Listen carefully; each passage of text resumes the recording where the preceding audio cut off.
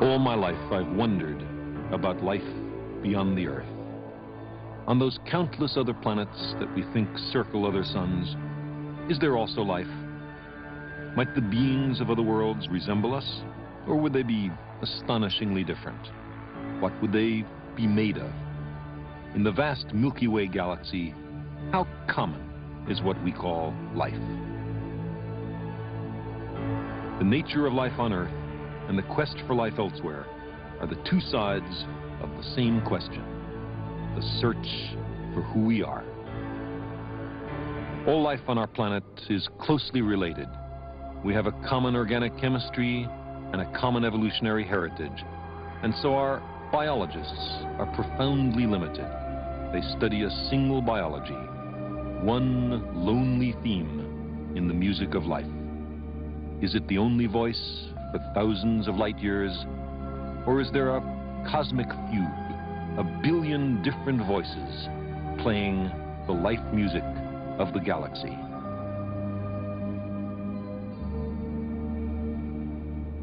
This blue world is where we grew up.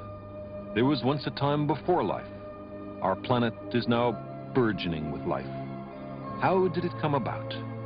How were organic molecules originally made? How did life evolve to produce beings as elaborate and complex as we, able to explore the mystery of our own origins? E aí, tudo bem? Que tal? Hoje nós vamos dar continuidade à evolução. Vamos falar sobre tipos de isolamento e seleções, especiação e cladogramas. Vai ser bem interessante porque nós vamos tentar compreender como é que as espécies se originam na visão da ciência. Legal?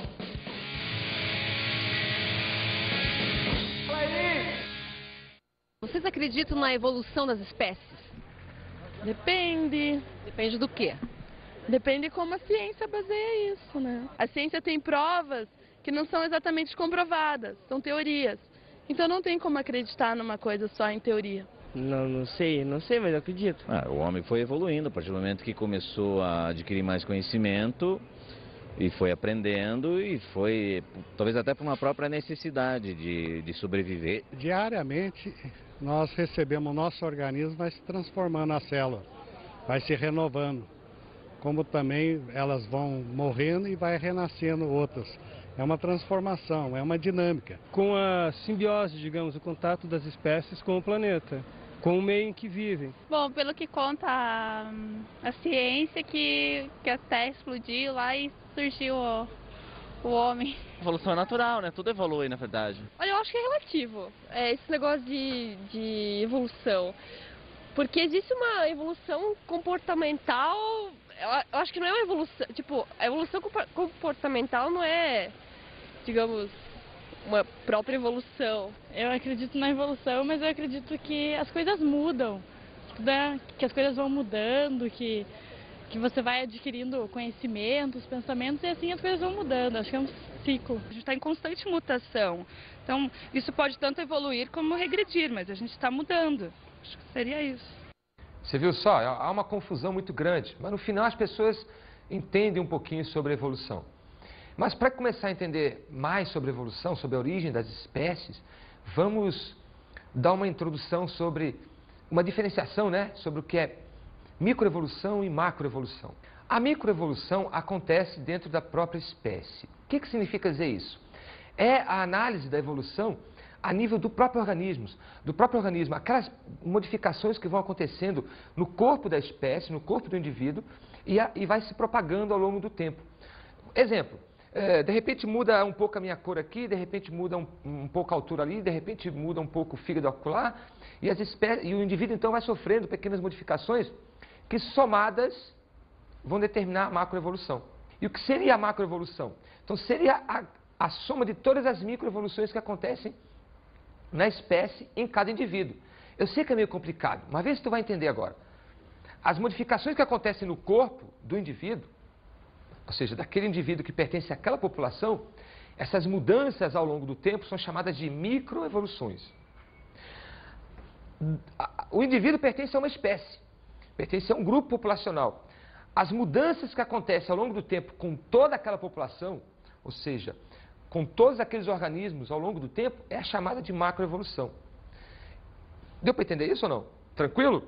Então a soma das pequenas modificações, ou seja, a soma das pequenas mudanças, as microevoluções, vão determinar a macroevolução. Meio complicadinho, mas agora bem explicadinho. Para tentar se entender isso, foram propostos modelos, né, matemáticos e biológicos para poder compreender o que é micro e o que é macroevolução. E a isso nós chamamos de cladogramas. Os cladogramas são linhas evolutivas das espécies, de uma espécie A para uma espécie B, para uma espécie C, para uma espécie D, e assim vai. Ou seja, o homem que está hoje tem uma ancestralidade. Então é montada uma linha de estudos sobre o que se acha que pertence ao grupo dos hominídeos. Essa linha mestra, que se ramifica, é chamada então de cladograma. Existem dois tipos de cladogramas analisados. Ou seja, existem duas linhas, né, de pensamento evolutivo. Uma, chamada de gradualismo filético. Esse tipo de cladograma analisa que as espécies se repetem ao longo da evolução. A outra abordagem de cladogramas, ou seja, de evolução, seria o equilíbrio pontuado, onde as espécies surgem e não mudam mais. Aqui nós temos um tipo de evolução com mudanças leves, suaves, sucessivas. Olha só, essa borboleta vai sofrendo pequenas modificações ao longo do tempo até surgir essa borboleta mais vermelha. A borboleta original, ancestral, vai sofrendo pequenas modificações até surgir uma borboleta completamente diferente aqui na frente. Então vejam que eu tenho uma ancestral dessa borboleta e um ancestral dessa borboleta, o mesmo. Tá? Isso aqui então seria o quê? Gradualismo filético, ou seja, existe uma filogenia gradativa, uma mudança gradativa dentro da própria espécie. Ao passo que existe uma outra linha de pensamento sobre evolução, que seria o pontuado. O pontuado diz o seguinte: essa borboleta aqui, por exemplo, no nosso exemplo, ela vai sofrer uma grande modificação e vai surgir uma outra borboleta. Essa borboleta não muda mais. Ou seja, essa borboleta aqui também vai sofrer uma modificação de repente e surge essa daqui que não muda mais. A variação das borboletas, então, se mostra nessa análise diferente. Ou seja, eu tenho o ancestral que não mudou, eu tenho o ancestral que originou de repente uma borboleta nova através dos fatores evolutivos, e eu tenho o ancestral que originou outra borboleta nova através dos fatores evolutivos que nós já vimos na aula passada. Então eu tenho aqui 3 borboletas com mudanças estanque. Deu para entender isso? No anterior nós vimos que essa borboleta foi sofrendo modificações até surgirem todas. Nessa daqui a borboleta sofre mudanças instantâneas, rápidas, e elas não mudam mais. Se quiser surgir uma quarta borboleta aqui, pode surgir dessa daqui, por exemplo, uma mudança de repente, surge uma nova borboleta. Mas essa aqui não some, vai continuar. Então eu vou ter aqui 4, 5, 6, 7, ou seja, eu vou ter uma variação das espécies com mudanças instantâneas e elas não mudam mais. Bem, as duas abordagens são interessantes. Elas são polêmicas, porque se trata de evolução, mas elas são interessantes e têm suas verdades. Vamos agora falar um pouquinho sobre seleção natural. Existem vários tipos de seleção. Vamos então abordar cada uma delas. Vamos começar com a seleção do tipo estabilizadora. A seleção estabilizadora é a eliminação dos indivíduos com características extremas. O que significa dizer isso na prática? Olha para esses gráficos aqui.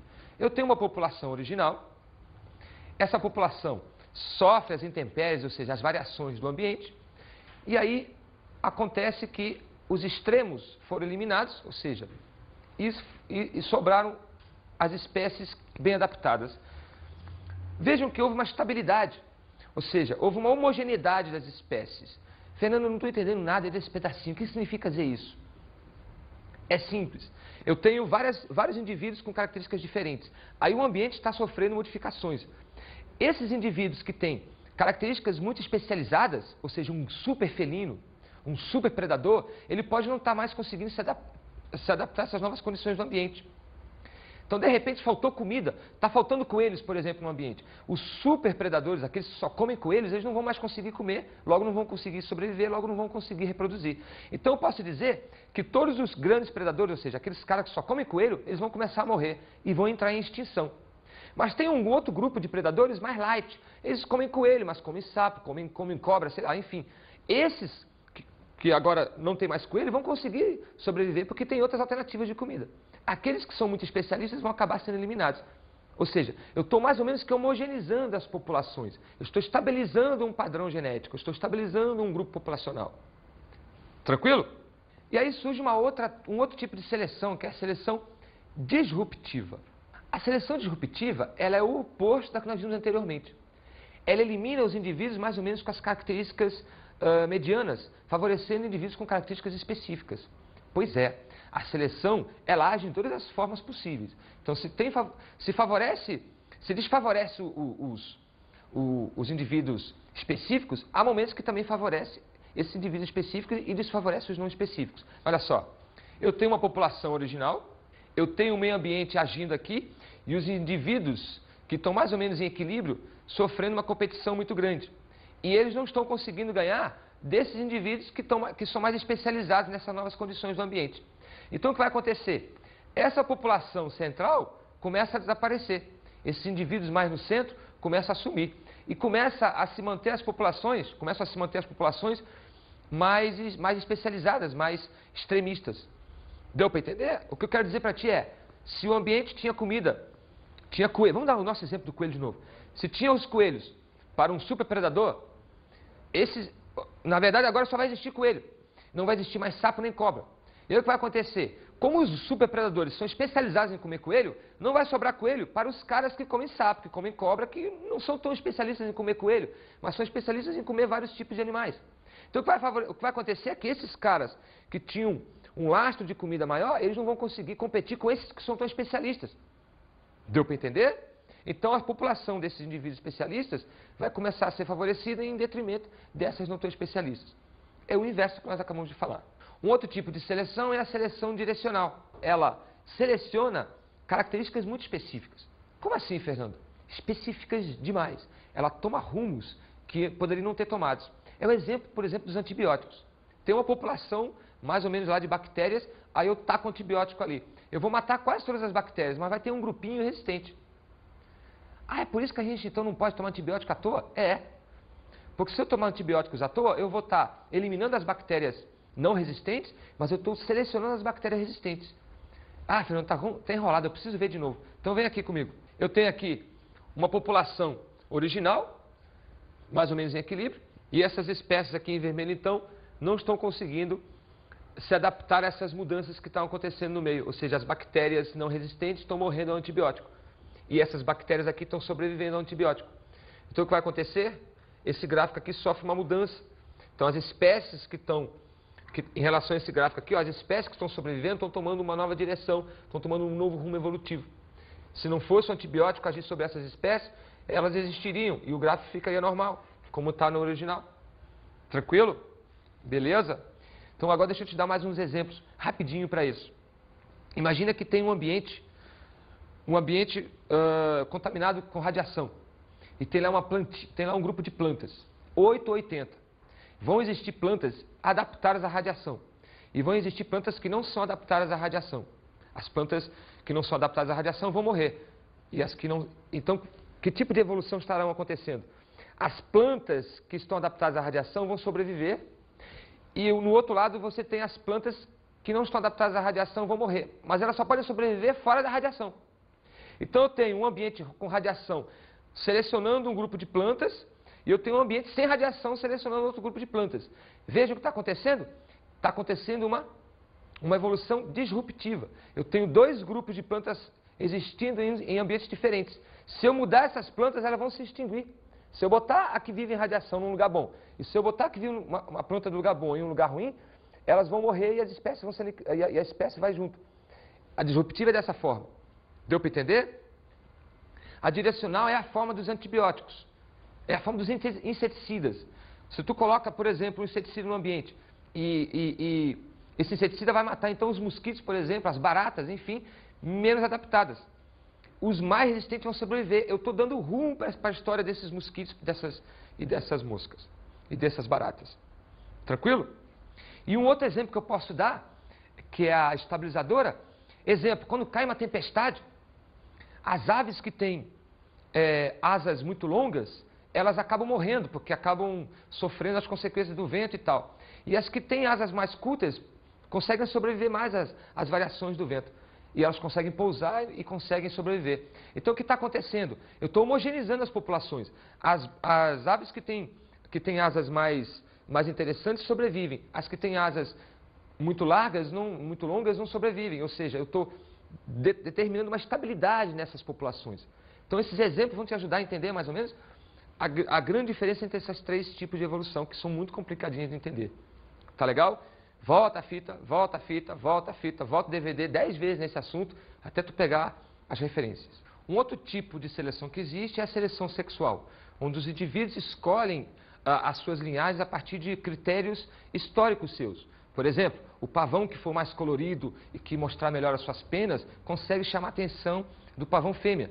E aí ela vai escolher aquele indivíduo. O leão que tiver maior juba e o maior rosnar, ele vai conseguir chamar a atenção daquela fêmea e aí vai montar a sua linhagem ali. Vou te dar um exemplo prático na espécie humana. Nós temos 2 produtoras aqui muito bonitas fisicamente e que por si só já servem para haver seleção sexual. E eu vou mostrar isso para vocês. A produtora Flávia e a produtora Carol. E elas vão aqui, elas têm que desenvolver alguma coisa que me faça escolher uma das duas. Tudo bem? É a chamada competição pela reprodução e pela linhagem. Vamos lá? O que vai acontecer? Tchau, Carol. Pronto. Agora, a partir daqui, a nossa linhagem vai se formar em potencial, porque houve uma atração física, houve uma atração comportamental, e a tendência é formar uma linhagem daqui para frente e a espécie está garantida. Tranquilo? Tchau, Flávia. Tchau, Carol. Outro tipo de seleção é a seleção artificial, aquela manipulada pelo homem para seu benefício próprio. É o que acontece com a domesticação, com a produção, com a pecuária, por exemplo, com a agricultura, onde eu escolho as espécies que me interessam. Vou te dar um exemplo aqui, os cães. Ó. Os cães não eram assim. Eles existem assim por experiências sucessivas de cruzamento com a afinidade de obter uma raça mais interessante para aquele cara que está fazendo a pesquisa, mais dócil, mais agressivo, mais interessante. Um outro tipo de seleção que existe é a chamada seleção por coevolução, onde 2 espécies evoluem mais ou menos iguais para que uma possa coexistir com a outra. É o que acontece com as flores e as abelhas, ou os agentes polinizadores. As flores têm desenhos e formas que são interessantes para chamar a atenção das abelhas e de alguns insetos. E dessa forma, poder haver a polinização da abelha na flor. Olha só esse exemplo aqui. Tudo bem? Vejam que a flor tem um desenho anatômico que permite o pouso do inseto. O inseto vai lá, busca o seu melzinho, o seu néctar e já traz o grão de pólen e vai embora. Vejam que o desenho da flor é mais ou menos anatomicamente interessante para o inseto. Vamos agora falar sobre os tipos de isolamento. É interessante lembrar que o isolamento serve para a formação das espécies, somando com os fatores evolutivos. Existem 2 tipos de isolamento, o geográfico e o reprodutivo. Vamos ver isoladamente cada um agora. O isolamento geográfico é aquele onde uma população, de repente, é separada por algum acidente ou por algum relevo, alguma estrutura geográfica da natureza. Um rio, um cânion, sei lá, uma cadeia de montanhas que surge, uma ilha que se forma, de modo que aquela população ela é isolada, não mantém mais contato. Com o passar dos anos, essa população pode ter sofrido, cada indivíduo dessas populações que agora estão isoladas podem ter sofrido modificações internas, né, no seu organismo e, quem sabe, um dia não conseguirão mais se cruzar. Beleza? Vamos então entender mais detalhadamente isso. O isolamento reprodutivo se manifesta depois de um certo tempo, logo depois do isolamento geográfico. Ainda há pouco eu falei do isolamento geográfico. Então, quando as espécies são separadas e durante muitos anos elas não mantêm contato, elas vão sofrendo as modificações de acordo com o meio onde elas estão e um dia quando elas são colocadas juntas, elas podem não mais conseguir se cruzar. Nesse momento está acontecendo o isolamento reprodutivo. É a perda da capacidade de reprodução por completo. Quando isso acontece, eu posso dizer que eu já tenho 2 espécies diferentes. Porque o conceito de espécie é indivíduos que tenham semelhanças morfológicas, ou seja, semelhanças físicas entre si, e que consigam se reproduzir naturalmente e consigam deixar descendentes na sua linhagem. Se não conseguir reproduzir, é porque as espécies são diferentes. Os modos de isolamento reprodutivos podem ser de 2 tipos. Os pré-zigóticos e os pós-zigóticos. Os pré-zigóticos impedem a cópula, ou seja, os indivíduos são tão diferentes, eles são tão disformes entre si, que eles não conseguem, por exemplo, um montar no outro, ou as flores, por exemplo, não produzem grão de pólen compatível com aquela abelha. Enfim, são mecanismos que impedem que aconteça a troca de gametas, né, de informações genéticas entre elas. Os pós-zigóticos Pode até haver uma cobertura, ou seja, um macho pode cobrir uma fêmea, ou as plantas podem até trocar de pólen. Mas o problema é que eles são geneticamente tão diferentes que não acontece, por exemplo, pareamento genético, meiose, aquela coisa toda, né? Não acontece a formação, mitose, não acontece a formação do embrião. Ou seja, os mecanismos pós-zigóticos são biologicamente internos. E os pré-zigóticos impedem uma cópula, por exemplo, de acontecer. É o contato dos indivíduos que não acontece. Imagina, por exemplo, se um cão subir num gato. É impossível, não vai acontecer nada. E imagina que se o cão conseguir cobrir o gato, o material genético deles é tão diferente que não vai haver capacidade de formação do embrião e vai haver aborto, ou nem acontece a fertilização. Observe o exemplo que tem aí. Os animais estão num processo de sexualidade e vai ser o contrário do que eu acabei de falar. Ou seja, esses animais têm parentesco, são da mesma espécie, tanto que está havendo atração entre os dois, e vai haver cópula e a linhagem pode se proceder. Ao passo que se aí fosse um animal completamente disforme um do outro, diferente um do outro, nem a excitação estaria acontecendo, nenhum processo estaria ocorrendo. E a atração não existiria e a sexualidade não aconteceria. Vamos agora falar um pouquinho sobre especiação, que é uma das coisas mais polêmicas que existe hoje na biologia. A especiação consiste em todos os mecanismos que explicam a origem das espécies. Eu venho te falando desde a primeira aula de evolução sobre fatores evolutivos e agora estou te colocando informações novas, como, por exemplo, isolamento geográfico e reprodutivo. É a soma de tudo isso, mais seleção natural, que vai determinar o surgimento de uma nova espécie. Vamos então ver quais são os fatores responsáveis pela origem das espécies. Os principais fatores evolutivos são as mutações. As mutações podem ser genéticas ou cromossômicas. É um dos mais importantes fatores que existe para a evolução. Os genes mudam-se as proteínas, mudam-se as características. Os cromossomos mudam-se as proteínas, mudam-se as características. Tranquilo? Tem aí, por exemplo, um desenho bem interessante. Olha só, essa citosina não era para estar aqui. Tu lembra? Ó, citosina liga com guanina. E se essa citosina está aparecendo aqui é porque tem um erro. Conclusão? Existe uma mutação se formando e aqui tem um aminoácido errado. Esse aminoácido provavelmente não era para estar aqui. Isso vai causar uma mudança nas características também. Um outro tipo de fator evolutivo é a recombinação dos genes. Aquilo que você conhece, por exemplo, como crossing over ou como fertilização. Fertilização é o que vai acontecer quando dois indivíduos cruzam. E o sêmen, por exemplo, o espermatozoide, vai fecundar o óvulo. E crossing over é aquele fenômeno que acontece na meiose, que um dia eu já te expliquei também, lembra? Onde os cromossomos homólogos vão se parear e haver troca de genes. Então, mutações modificam genes, crossing over mistura os genes, fertilização mistura os genes, essa misturança toda aí, essa mistureba de genes toda, vai ser responsável por mudanças nas espécies durante a evolução. Somado aí, eu tenho um outro fator importante que é a migração. O que faz a migração? O indivíduo está aqui numa região A, e aí ele começa a migrar para uma região B. Ele está levando os genes com ele. Se ele cruzar naquela região B, um novo grupo de genes vai começar a se manifestar. Antes aqueles genes não estavam lá e agora eles estão. Tudo bem? Então, a migração, tanto de chegada quanto de saída de uma região, vai modificar o pool gênico, o conjunto de genes dessas populações.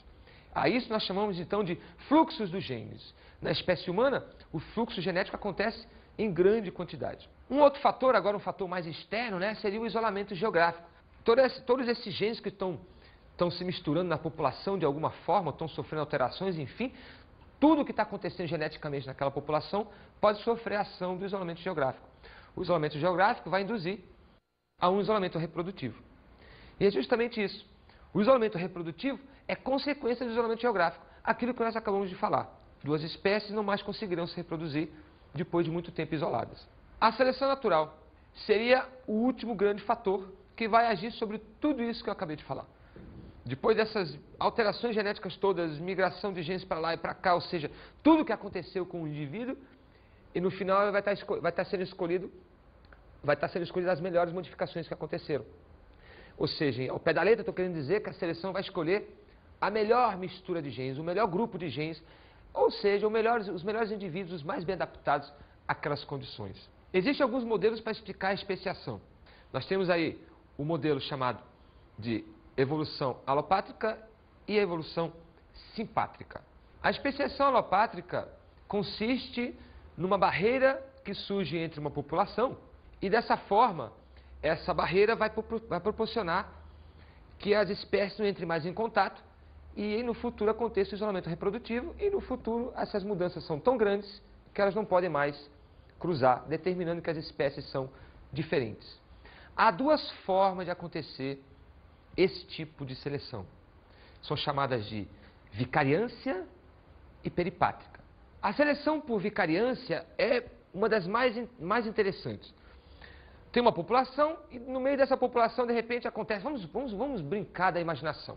Tem uma população e no meio dessa população acontece um terremoto, que nem nos desenhos animados, e aí separa, cria-se um cânion entre os dois, no solo, e separa-se as populações. Aí fica a gente aqui e fica a gente acolá, ou o ratinho aqui e o ratinho acolá, e separados para aquela rachadura imensa.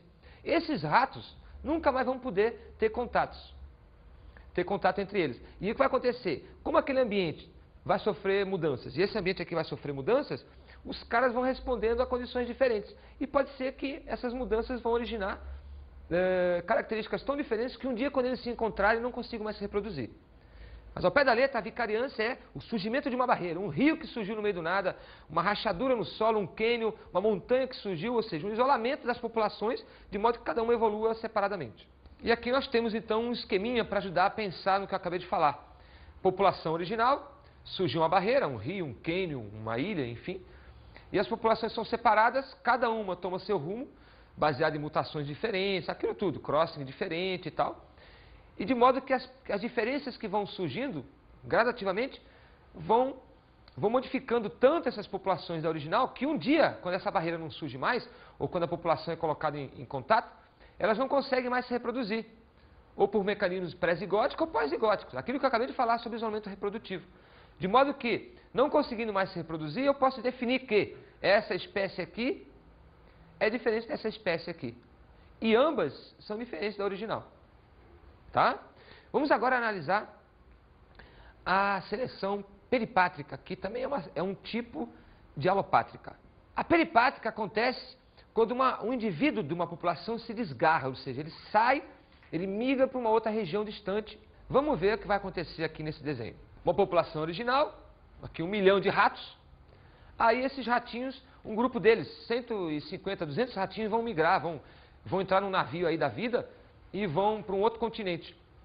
O que vai acontecer é que como eles estão em outra região, conforme as mudanças vão acontecendo, respondendo a essa nova região, eu tenho agora uma nova espécie.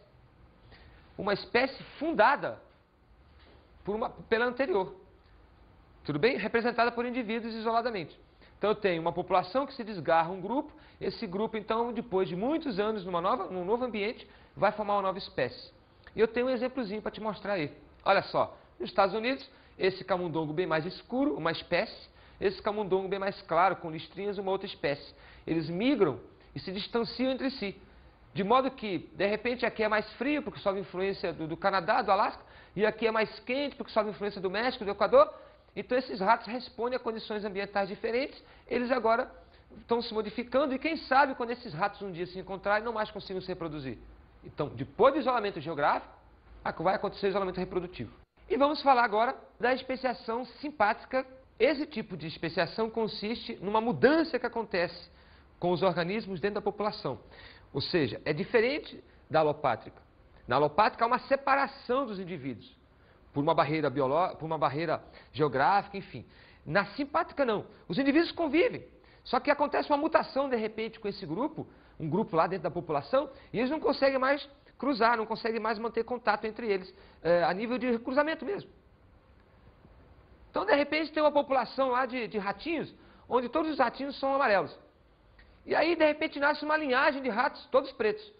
E os ratos pretos não conseguem mais cruzar com os amarelos, porque não acontece atração sexual, enfim. Se mudou a cor, também deve ter mudado alguma coisa a nível orgânico, interno, não tem mais os mesmos cheiros, enfim. Eu posso dizer para ti que esse grupo de ratos agora está isolado dentro da própria população. Ele nem foi separado. Isso é simpático. Olha o esqueminha aqui. Vem ver. Então está aqui a população. Veja que não acontece isolamento geográfico nenhum. Nem foge rato daqui. Mas de repente as mutações vão acontecendo e os ratos, no nosso exemplo, né? Os ratos vão sofrendo modificações nas suas características. E aí um dia eles não conseguem mais cruzar.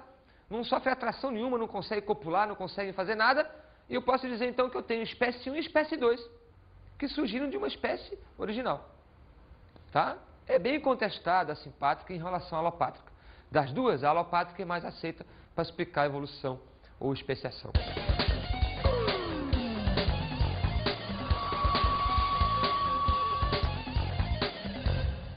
Se você ainda não assistiu ao filme Cosmos, volume 2, assista porque é muito interessante. Ele trata e aborda rigorosamente o que nós estamos explicando nessa aula de evolução. E se você já assistiu, assista novamente, porque você agora vai ver com uma nova ótica, baseada nessa aula de hoje, e eu peço que tu prestes atenção na especiação, nas mudanças que as espécies vão sofrendo. É um filme cheio de gráficos, cheio de montagem, cheio de fotocolagem, é muito bonito. Foi feito simplesmente por Carl Sagan, um dos maiores cosmólogos que já existiram. Bom estudo, boa sorte e tchauzão!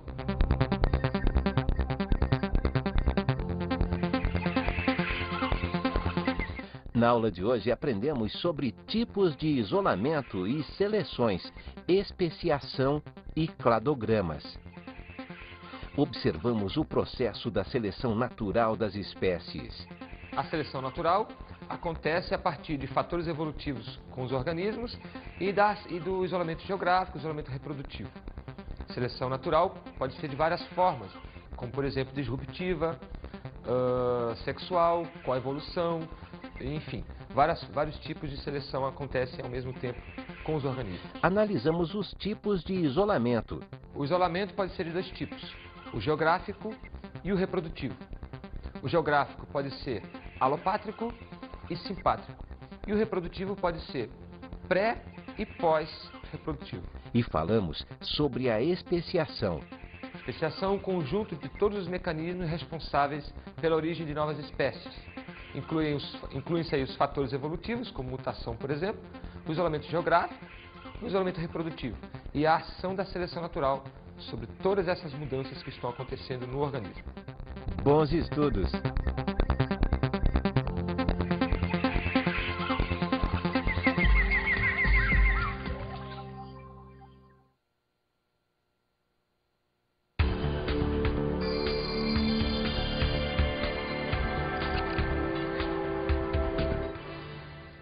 Por ser um assunto bastante polêmico e com muita divergência, eu sugiro que tu montes uma mesa redonda, onde o tema central seja a especiação.